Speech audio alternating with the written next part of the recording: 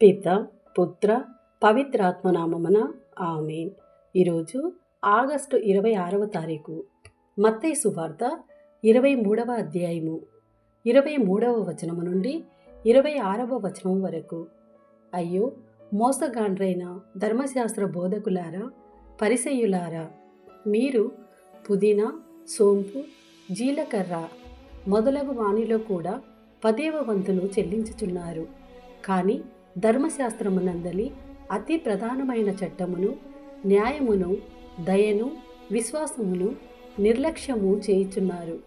వానిని చెల్లింపవలసినదే, కానీ వీనిని ఏమాత్రము నిర్లక్ష్యం చేయరాదు. అందులైన మార్గదర్శకులారా, మీరు వడబోసి దోమను తీసివేసి ఒంటెను దిగమరింగుచున్నారు. అయ్యో వంచకులైన ధర్మశాస్త్ర బోధకులారా, పరిసయ్యులారా, మీరు గిన్నెను, పళ్ళెమును బాహ్యశుద్ధి చేయుదురు, కానీ మీ అంతరంగము పూర్తిగా దౌర్జన్యముతోనూ దురాశతోనూ నిండి ఉన్నది. ఓ గ్రుడ్డి పరిసయ్యుడా, గిన్నె, పళ్ళెము వెలుపల కూడా శుద్ధి అగునట్లు ముందు వాని లోపల శుద్ధి చేయుము. ఇది ప్రభుని వాక్కు. సర్వేశ్వరునికి వందనములు.